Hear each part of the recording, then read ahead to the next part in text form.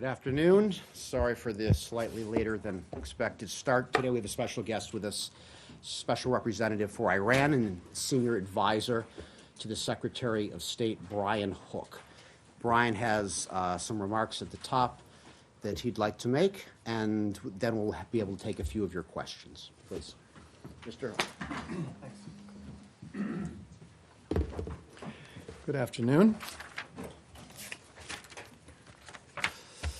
Today we are providing an update on the President's Iran strategy. I will highlight the effects we are seeing on the Iranian regime and its allies and proxies in the Middle East. This briefing comes at a time when Iran is facing severe flooding. At least 45 people have died in the past 2 weeks after heavy rains, with flooding affecting at least 23 of Iran's 31 provinces.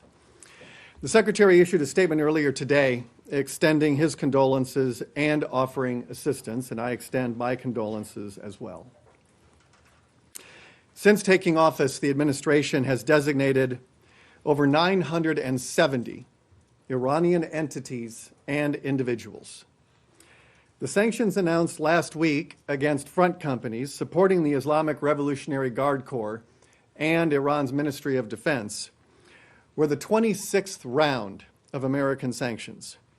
Our sanctions have targeted a range of threats, especially Iran's support of terrorism, missile proliferation, its nuclear program, human rights abuses, and others. As part of this pressure, we have sanctioned more than 70 Iran-linked financial institutions and their foreign and domestic subsidiaries.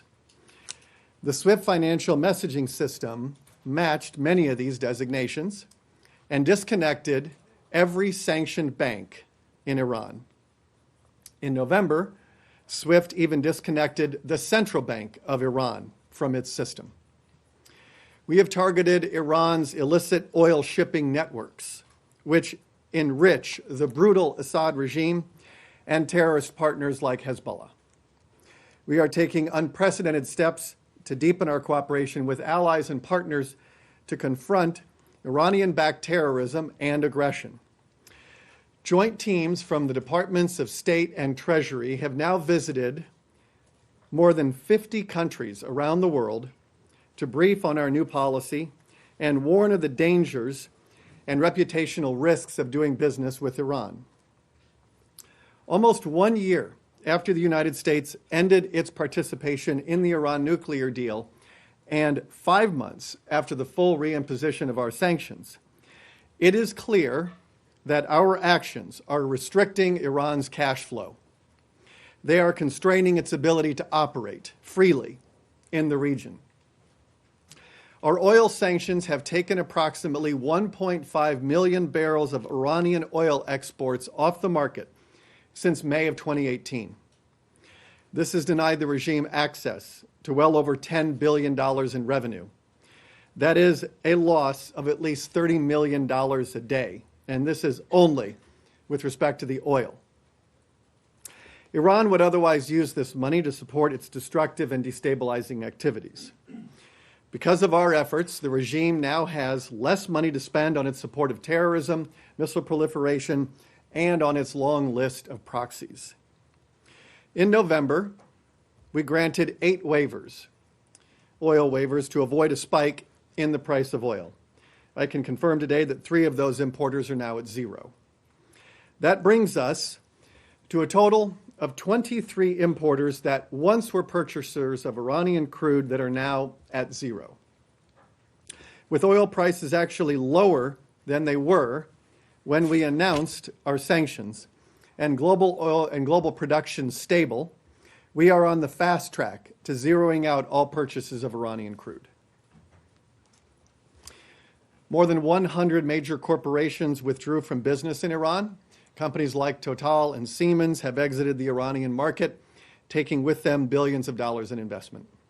Since the IRGC controls up to half of Iran's economy, this lack of investment means less money for the Quds Force and Iran's network of proxies. Our sanctions are draining Iran's support to its proxies.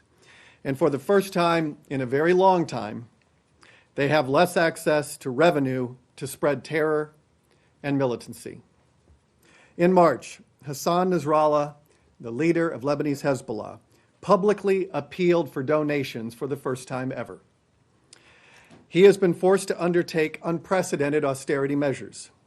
There are reports that some Hezbollah fighters are receiving half of their pay and that others are only being paid $200 a month. Other Hezbollah employees report receiving 60% of their normal monthly salaries. A new analysis released last month by the Washington Institute corroborates these findings. Hezbollah has closed almost 1,000 offices and paused hiring of new personnel. The report further concludes that Hezbollah itself attributes this belt tightening to U.S. sanctions on Iran, which has historically provided the group with $700 million annually. That is 70% of Hezbollah's entire budget. Hezbollah is not alone in feeling the strain of American sanctions. Iranian proxies in Syria and elsewhere are experiencing a lack of funding from Tehran. Fighters are going unpaid, and the services they once relied upon are drying up.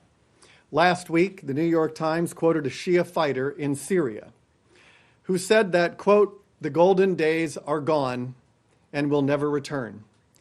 Iran doesn't have enough money to give us." We are working with our allies and partners to make this the new norm. We have acted with them to disrupt Iran's illicit oil shipping operations.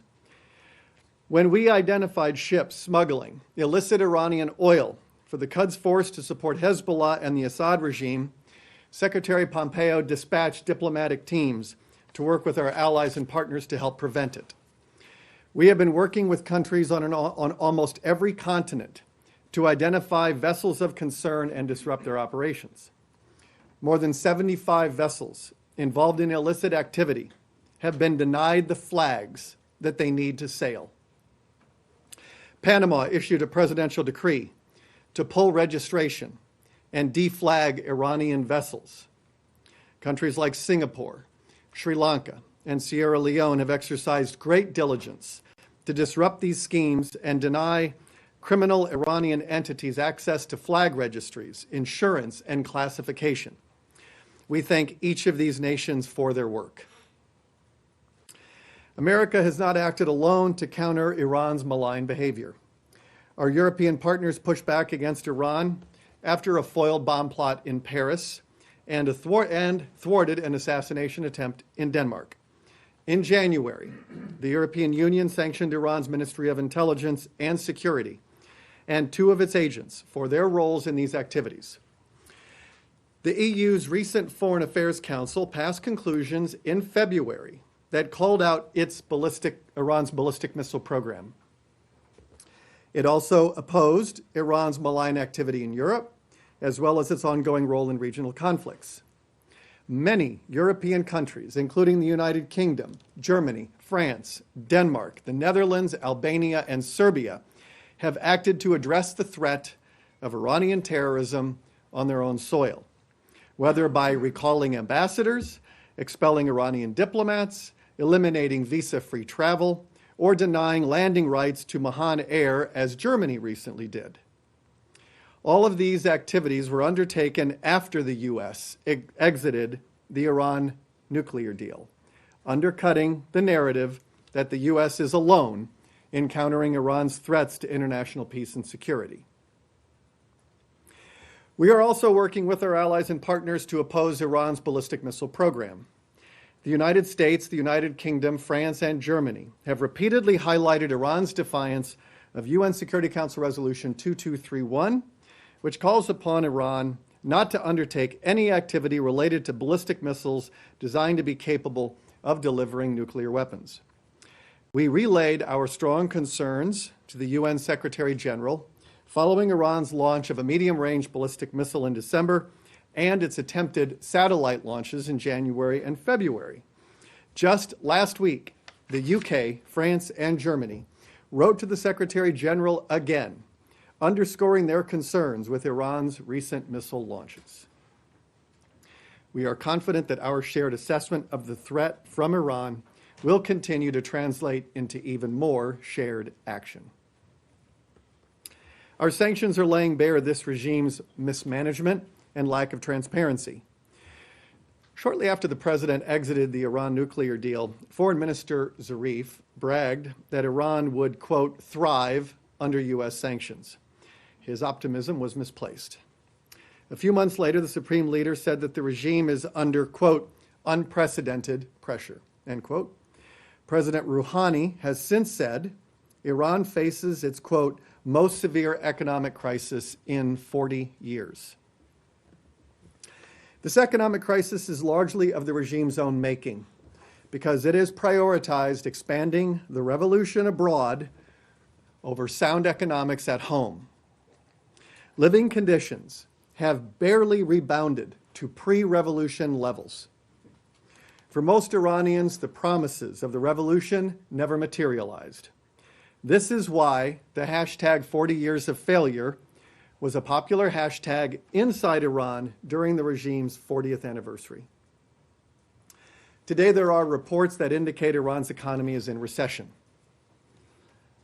The rial has lost 2/3 of its value. The IMF predicts Iran's economy will contract by as much as 3.6% in 2019, and inflation hit a record 40% in November, with inflation for goods at 60%.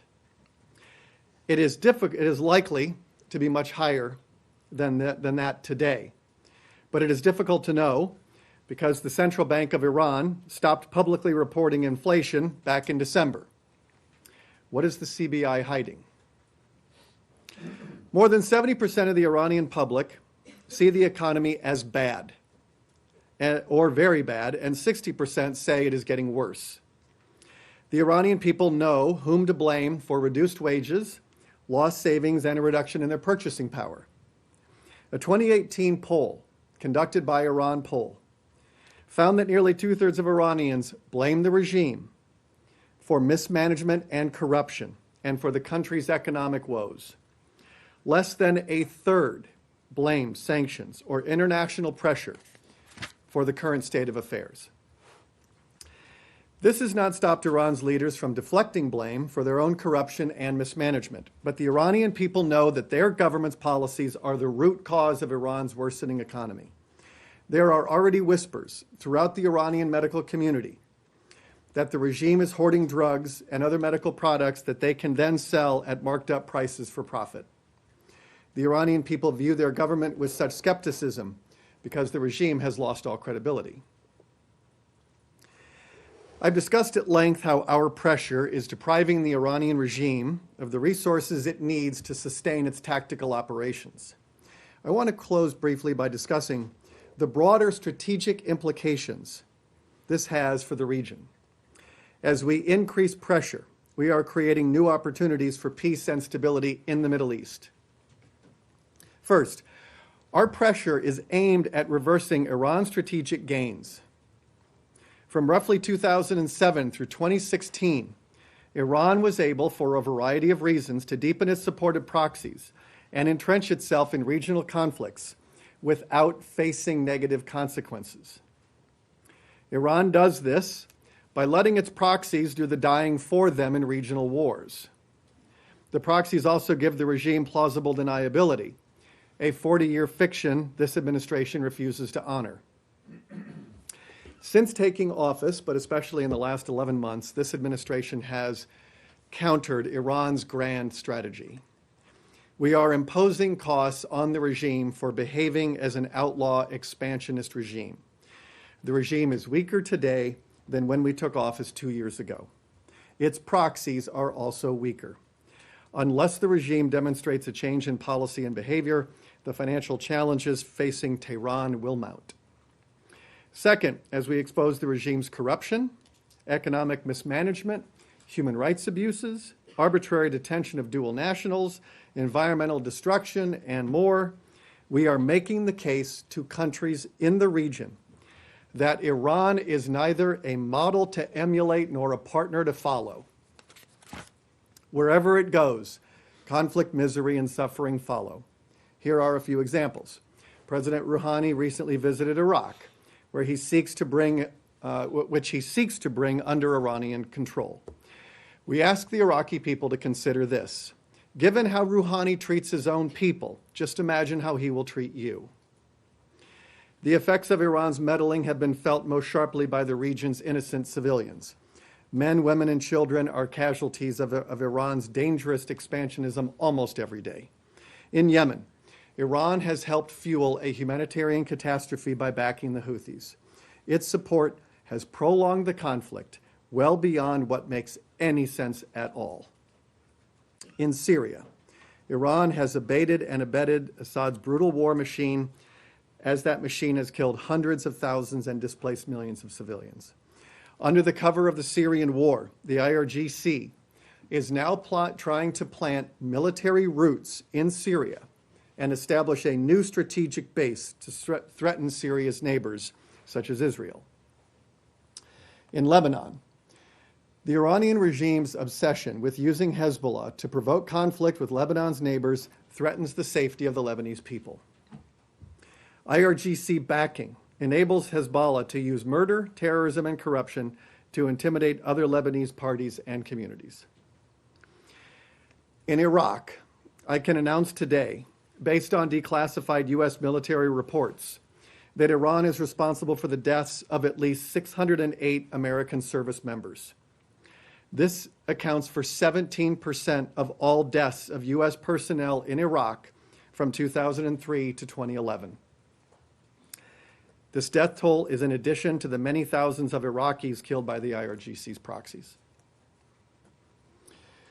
Third, rolling back Iran's power projection will make it easier to address other regional challenges. Many intellectuals and diplomats over the years have argued that without progress on the Israeli-Palestinian conflict, there can be no progress on other conflicts.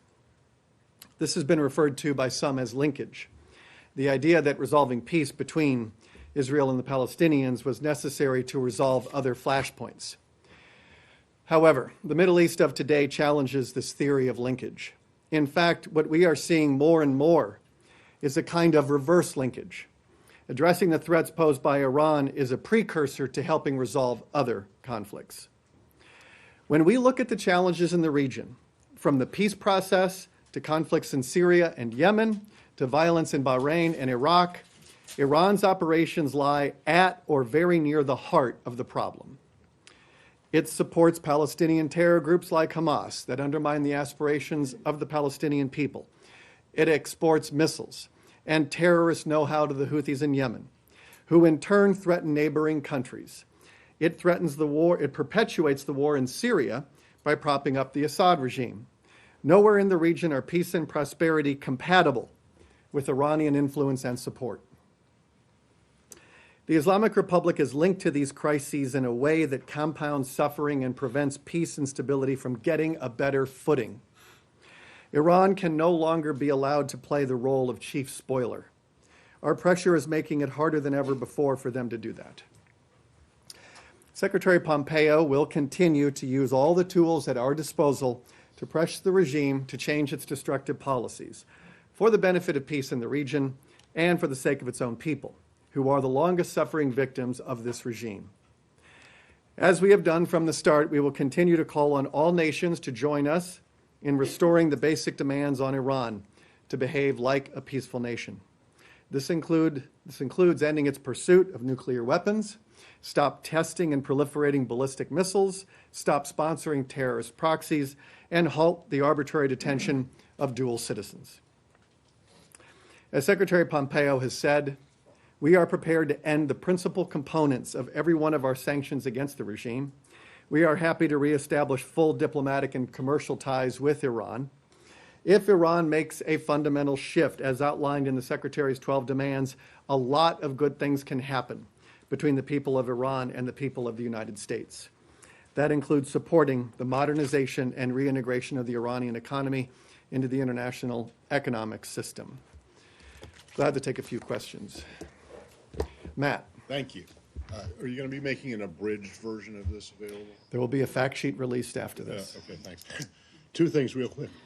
One, on the money, the $10 billion denied for destructive activities, is it not also the case that no matter how small the amount that Iran might spend, that 10 billion that you've taken away from them could also have been used for things like infrastructure or for disaster relief. Is that Iran had that just- opportunity back in 2013. Well, right, but it's 2019 now, and they're Right. suffering from floods. But they are suffering from floods because Iran has prioritized its expansionist foreign policy over things like emergency preparedness and water management. I released a video a few weeks ago, before the flooding occurred, talking about how Iran has destroyed its environment, the regime has destroyed its environment, and it has mismanaged its water resources. And it goes through these cycles of drought and flooding. When this regime came to power, there were about 7 ancient dams and 12 modern dams.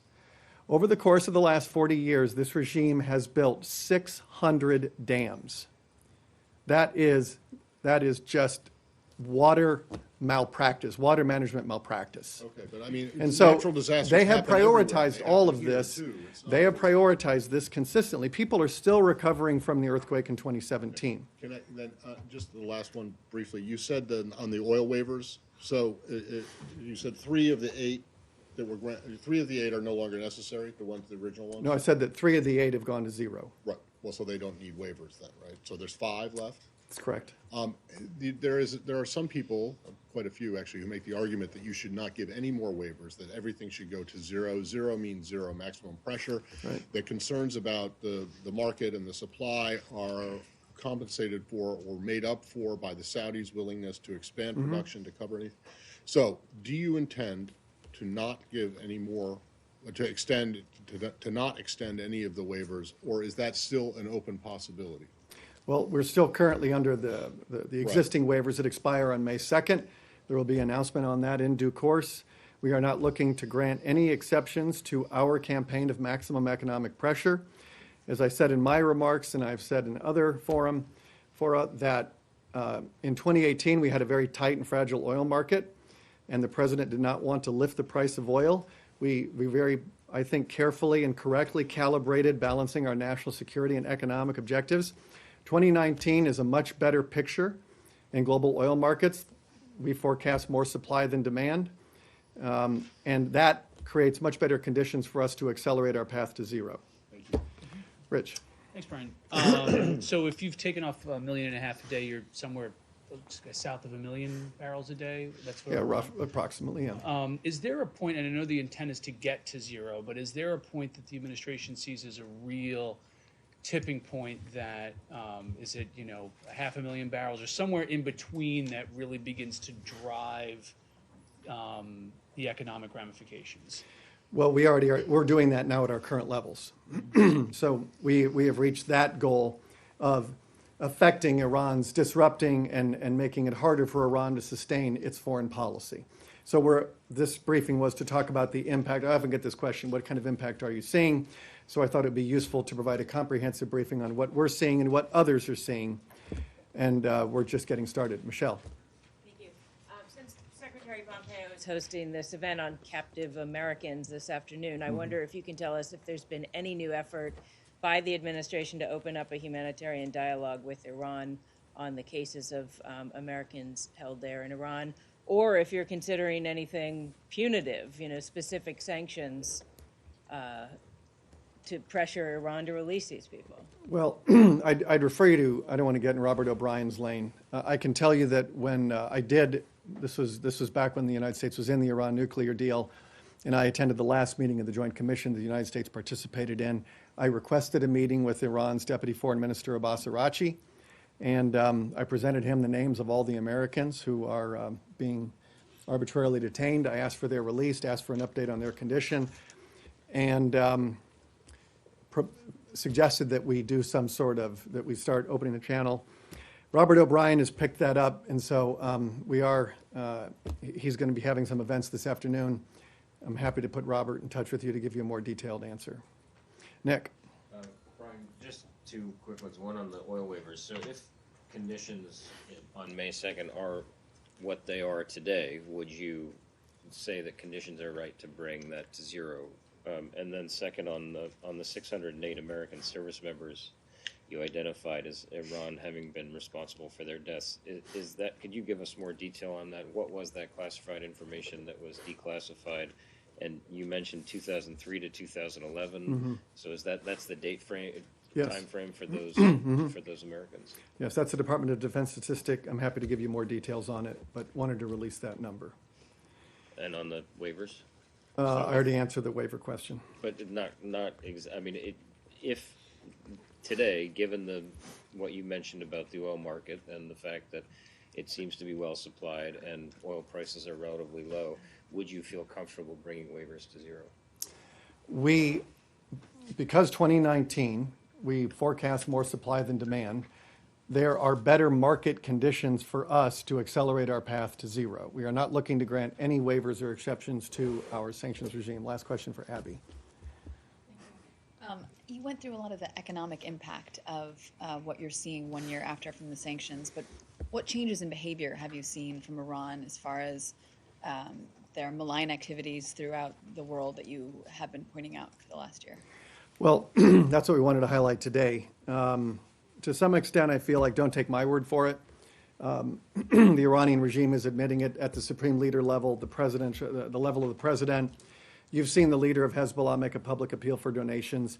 You're seeing reporting in the New York Times front page on Friday last week, chronicling how the combination of Iran's financial mismanagement plus American sanctions are impeding Iran's ability to fund its proxies and allies at the levels that they are accustomed to. And since Iran does supply Hezbollah with 70% of its revenue, it is quite significant when you have the leader of Hezbollah making a public appeal for money. He's obviously not getting as much as he needs to execute his objectives because, as he's attributed to, American sanctions. So we think it's very much in the interest of the Iranian people to join this effort of pressure because we are seeing the results. And there were a lot of people when we got out of the deal who were saying, oh, America alone, can you do this? You know, this is going to be very hard without everybody joining you. And I think that has now been proven wrong. We're only 5 months into the reimposition of our sanctions, and we are now already seeing these effects that are being reported by others, not by us. And so we think, as I said, we share the same threat assessment with so many, with countries in the Middle East, with our European partners. When we were in Warsaw, you know, we saw there one nice consequence of Iran's foreign policy is that it has brought together Arabs and Israelis in a way that we had not thought possible. And so you saw they have this common threat of Iran's foreign policy, its revolutionary foreign policy. And it is a very urgent matter. And so I remember Prime Minister Netanyahu saying in Warsaw, when you see the Arabs and the Israelis agreeing as strongly as they do, you need to pay attention to that. Something very important is happening. And we're seeing it. We've been seeing it for a while, and I just wanted to give you an update on what we're seeing on the ground. Thank you. Thanks, Brent. Thanks.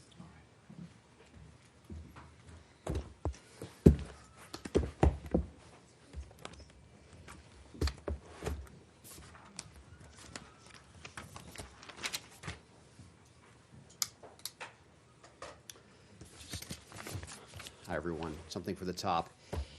The United States is deeply concerned by the government of Burundi's decision to extend indefinitely the suspension of broadcasts by the Voice of America and to revoke the operating license of the British Broadcasting Corporation. This decision raises serious concerns for the freedom of expression enshrined in Article 31 of Burundi's constitution, as well as for Burundi's international human rights obligations. We call on the government to rescind its decision, and we urge the government of Burundi to allow all journalists to operate in an environment free from intimidation. A free and independent media is indispensable to a vibrant, functioning democracy and to free and fair elections in 2020. With that, I'd be happy to take some questions. You sound subdued for some reason. Do you want me to sing more, maybe, perhaps? No, you seemed a little subdued. Can I No, ask you? I don't read into my, okay, I'll be more casual. Go ahead, Matt, please. ask you one logistical question before we're getting into it? And that is, the logistical question is, why is the Secretary not going to the G7 Foreign Ministers meeting? Secretary has full faith in Deputy Secretary of State John Sullivan and his ability to advance America's national security interests at the G7 Foreign Ministers meeting. In fact, the Deputy Secretary has previously represented the United States at the G7 Foreign Ministers meeting. And as you know, beginning today, the Secretary will host all NATO allies for a 2-day NATO ministerial. Transatlantic alliances are stronger than ever, and in that same spirit, you'll be sending the Deputy Secretary. Right, well, except that the time that Deputy Secretary Sullivan attended the G7, he was actually the acting Secretary of State. He wasn't the deputy. I mean, he was the deputy, but he was also acting Secretary of State. Was there some reason that, does he have some kind of a conflict? Why, what's the? I have nothing to announce on the Secretary's future schedule at this time. Okay, can I ask you about the decision, the President's decision on aid to the Northern Triangle countries, El Salvador, Guatemala, and Honduras? I'm curious to know what kind of decision-making process or planning went into this, and how much money is actually going to be affected. It seems to me the President went on at length about this in his meeting with the NATO Secretary General, and he said that he understood what the money was for. But this administration has made a big push for countries that receive U.S. assistance to agree with it or vote with it at the United Nations, etc. Both Honduras and Guatemala have signed on to the Lima Group consensus on interim President Guaido in Venezuela. Guatemala has moved its embassy in Israel to Jerusalem, following the U.S. lead. So, well, what kind of message does this send if they do what you ask them to, and then you go ahead and take away money that was supposed to be going to alleviate the very problem that you say they're being punished for? Right. To answer your question on money, at the Secretary's instruction, we are carrying out the President's direction to end foreign assistance programs for the Northern Triangle. The President's direction to end foreign assistance programs impacts approximately $450 million in fiscal year 2018 allocations. And the State Department, along with the United States Agency for International Development, currently are evaluating the impact on fiscal year 2017 funds. When we have further details to provide on that process moving forward, we'll be sure to let you know. Regarding the decision itself, the President has made clear that the decision is aimed at securing the United States borders and protecting American citizens, and that's something that the Secretary of State is now pursuing.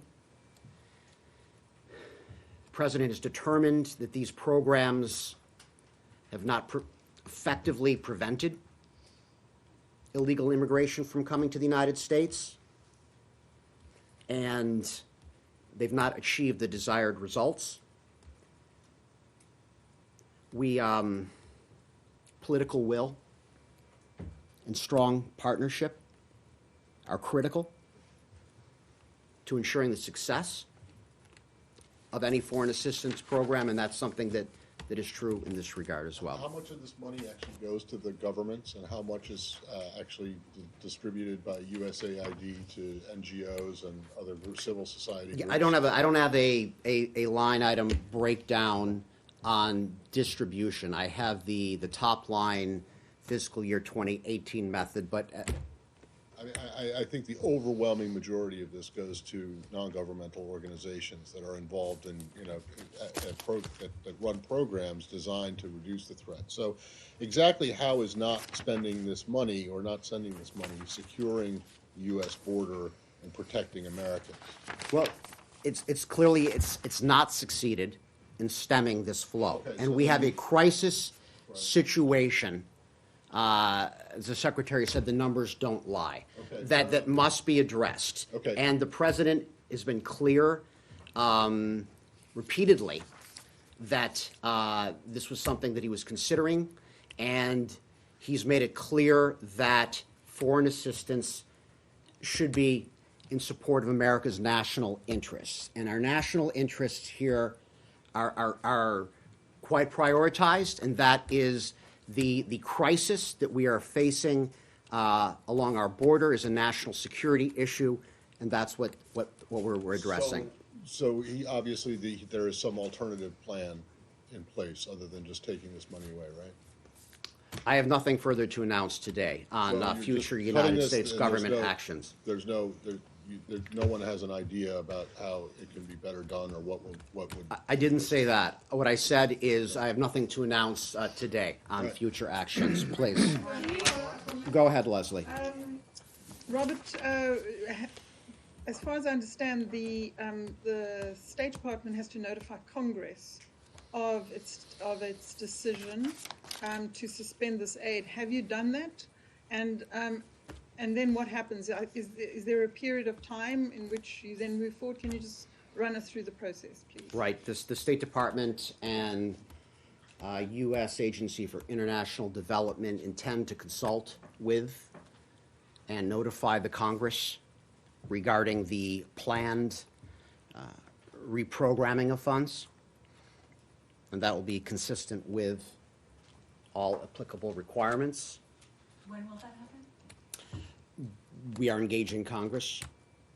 You are engaging? We are engaging So Congress. currently, the State Department is talking about this plan with Congress. We are engaging the Congress, and we intend to pursue additional consultations with, and eventually the notification too. And on the amount, you mentioned you had at least one number, because there have been a number of different amounts reported out there, because some of it might be fiscal year 17 money that could have been spent or wasn't spent. Can you break it down as much as you can? I can't at this point. The process is complicated. And that said, when we have those numbers and further details, we will be able to provide them at that point.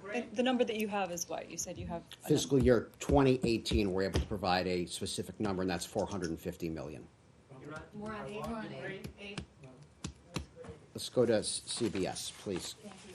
Can you, more explaining, but can you say, I understand it's reprogramming, but what the authority is that you're using to do this? Is it just reprogramming, or does it have to do with the clause in the appropriations bill that gives the Secretary oversight for foreign aid to these 3 countries specifically? My other question is, obviously, most of foreign aid goes through state and USAID, but not all of it. There's over 20 government agencies that deal with foreign aid in some form.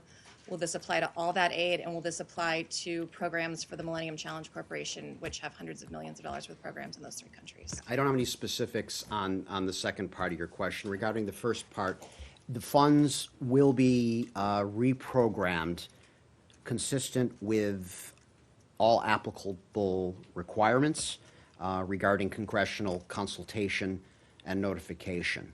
Beyond that, I don't have anything further. I have one more. One more, go ahead, Abby, please. As I understand it, the law works as such that Congress has to approve that reprogramming.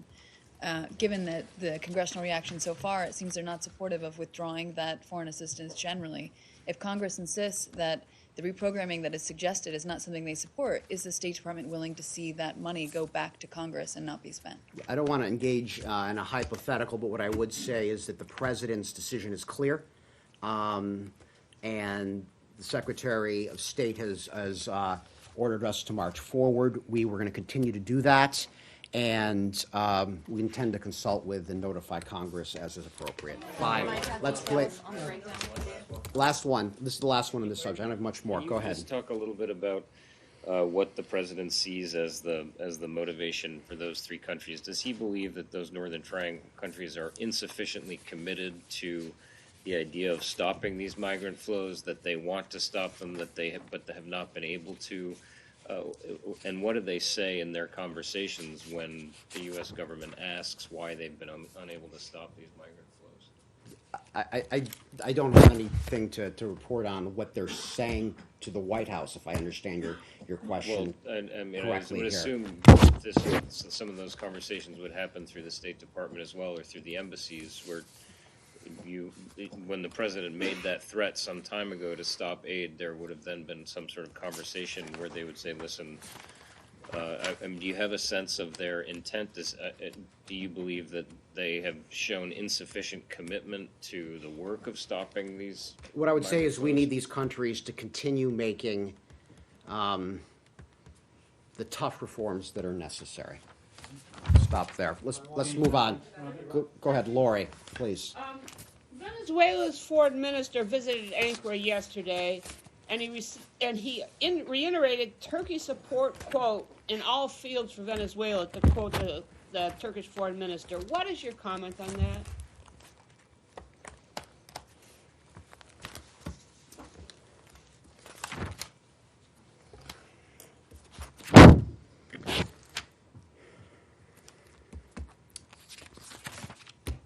I don't actually have anything on that, Lori.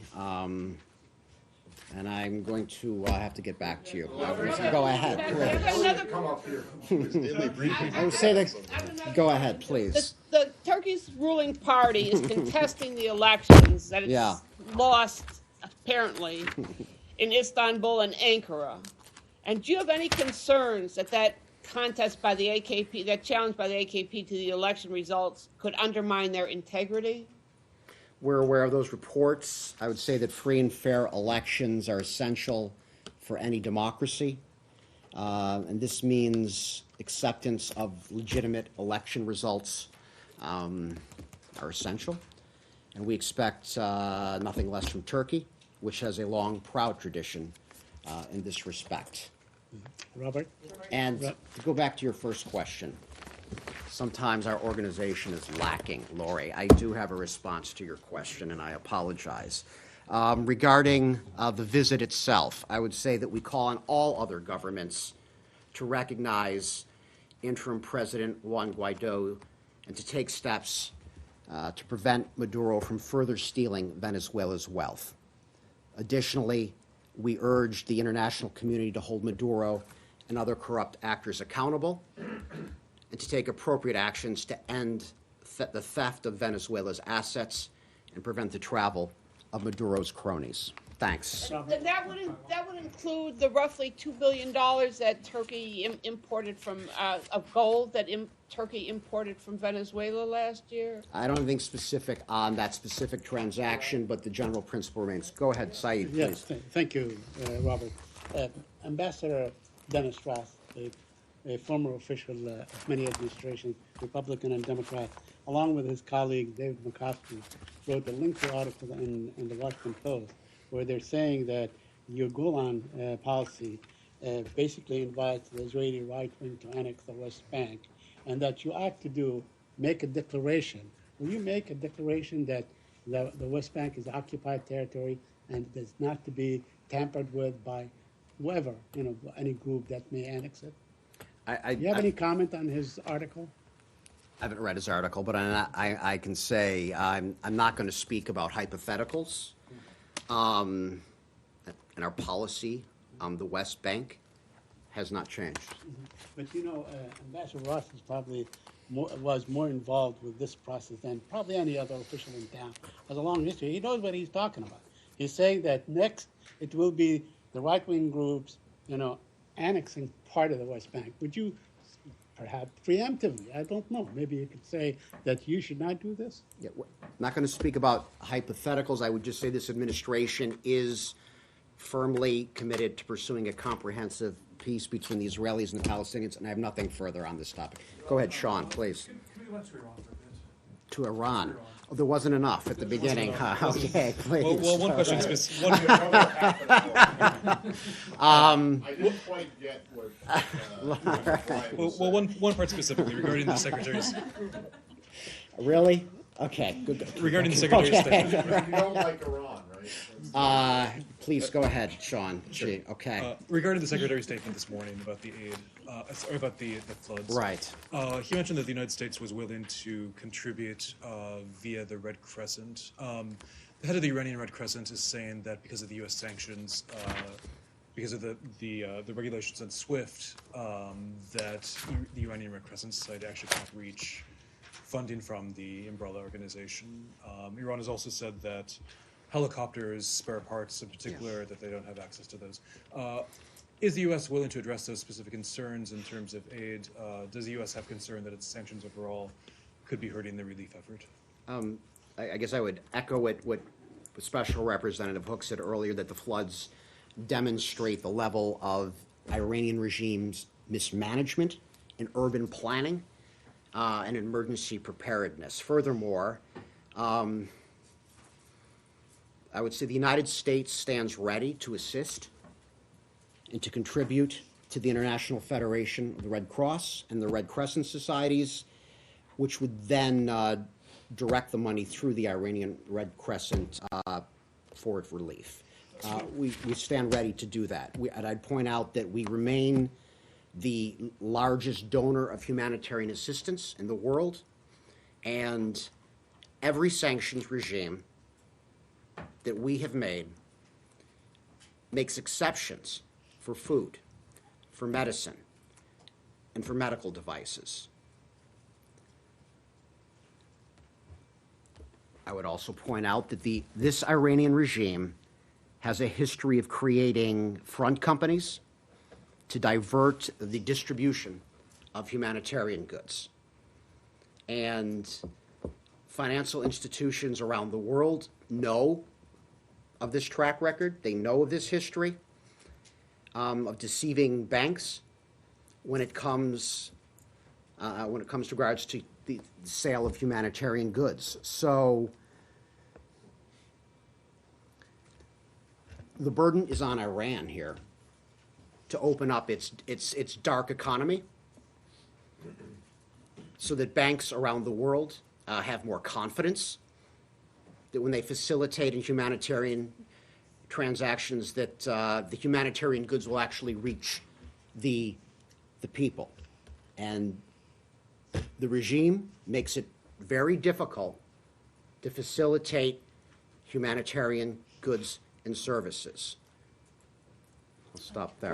NATO? Is the administration's position that all natural disasters everywhere are caused by that government's mismanagement of emergency preparedness and water management? Absolutely not. Brian Hook Only earlier. Iran. No, please. Brian Hook spoke specifically earlier about the environmental degradation that has been wreaked across the Iranian regime. But natural disasters happen everywhere, including in this country.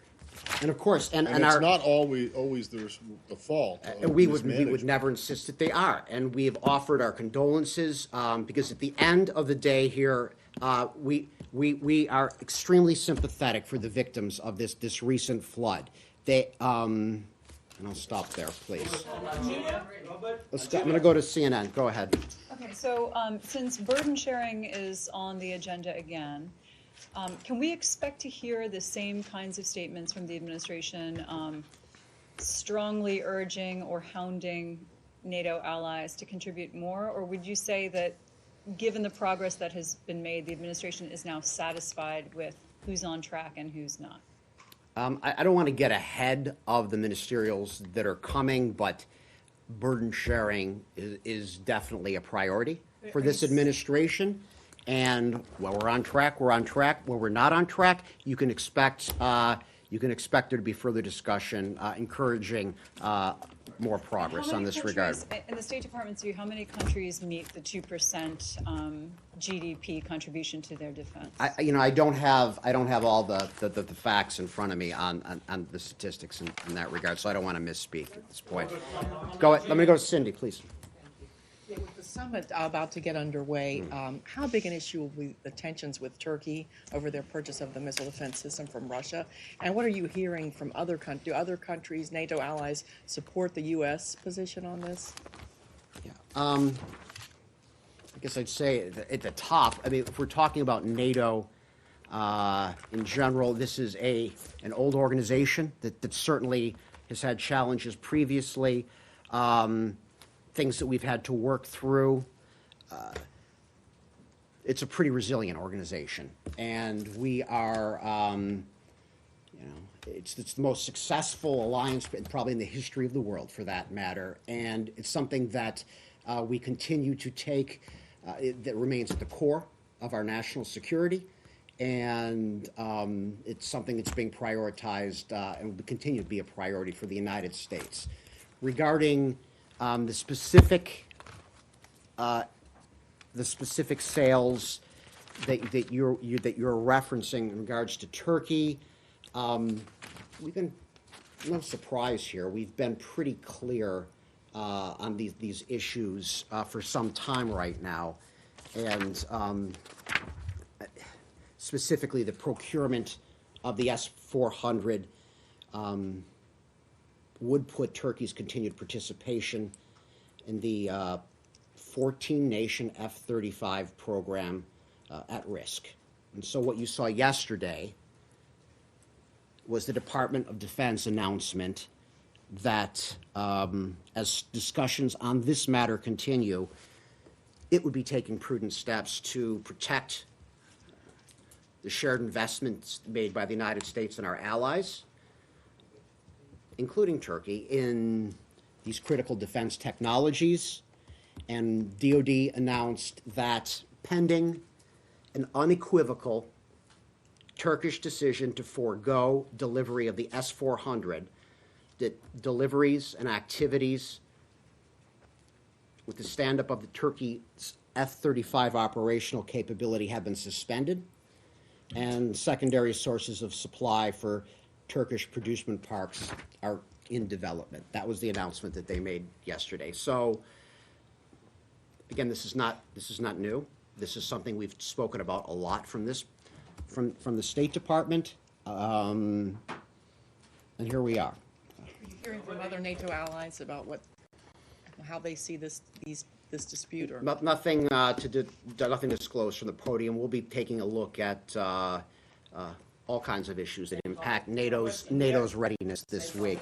All right, let's stay on topic. Go ahead. So Turkish Foreign Minister Mevlut Çavuşoğlu is arriving in Washington for the summit, and he's expected to meet his American counterpart, Secretary Pompeo. Are they going to talk about this issue, F-35s? And do you know? I don't have any bilateral meetings to announce today to talk about, but I'll leave it at that. Please go ahead, Jenny. Please. Thank you. North Korea. Yesterday, Secretary Pompeo mentioned optimistically about the U.S. and North Korea talks. Are there any signal that North Korea will resume its summit again? The Secretary yesterday was basically making clear again that the United States is ready to proceed, and nothing further beyond that. I wouldn't read any more into it. Our efforts are ongoing. Yeah. All right. If South Korean government suggested a top-down style for the U.S. North Korea talk, will the U.S. accept it? We're in close coordination with our allies, Republic of Korea, as well as Japan, and all future actions are something that we do in close coordination. Go ahead. Let's go to NH. Ben, go ahead. Thank you, Robert. I have two quick questions. The first one is, could I get a reaction to these two Chinese jets that flew into Taiwan airspace?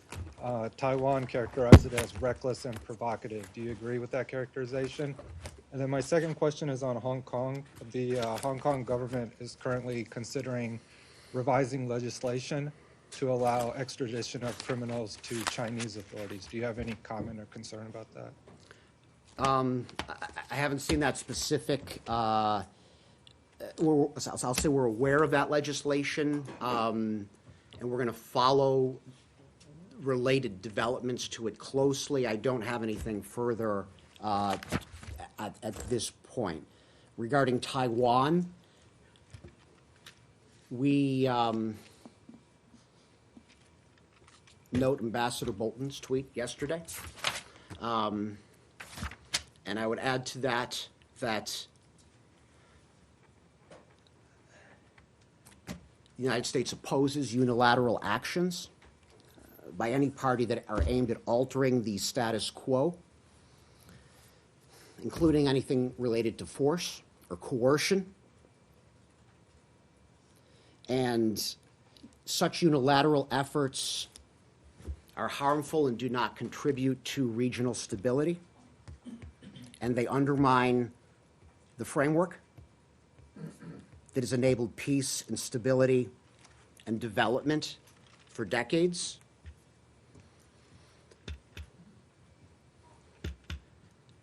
Beijing should stop its coercive efforts and resume dialogue with the democratically elected administration on Taiwan. I'll stop there, please. Would you say that that policy extends beyond the Taiwan Strait to other places? I need more specifics. I don't understand the you said the U.S. question. opposes unilateral actions that affect the status quo, and I'm just wondering that applies there to the Taiwan Strait, but does it apply elsewhere, say perhaps the Middle East, where this administration has taken numerous unilateral steps that affect the status quo? And if you apply the same principle, you would, in fact, oppose the steps the administration has taken. Is that not correct? Yeah, we've got different fact scenarios, and we've got that we're dealing with different actors in the region, and we take the world as we find it, and we're not looking for. Go ahead, Michelle, please. Do you have any comment on the resignation of the Algerian president after 20 years? Yeah, I saw that was just broke. I mean, I'm aware of that. I don't have any specific reaction other than we continue, for the United States, questions about how to navigate this transition in Algeria. That is for the Algerians people to decide, and beyond that, I don't have anything further at this point. Okay, let's go to India, please, Tajinder. Yeah, do you have any official reaction to India's anti-satellite missile test, as the NASA chief has said has called it a terrible, terrible thing to create? Yeah, I think we spoke a little bit about this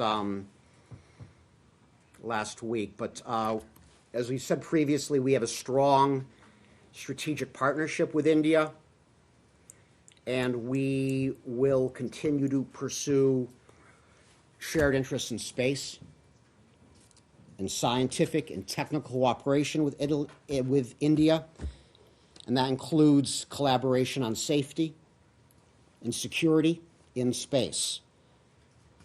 Now, the issue of space debris, that is an important concern for the United States. And I would say that we took note of the Indian government's statements that the test was designed to address space debris issues. And I'll stop there. And go ahead, Virginia, please. We need to wrap this up. Are you just sending any kind of any election monitors to this general elections in India from? I'm not aware of anything in that regard. And guys, I'm sorry, but we have to go. I gotta go. Has she ended her role at the State Department officially now? Heather no longer works for the State Department. She's been a great colleague. Thanks. All right. Wait. I know. I really got to run. What is this I really thing? got to. I don't understand what this thing is. Is there some conference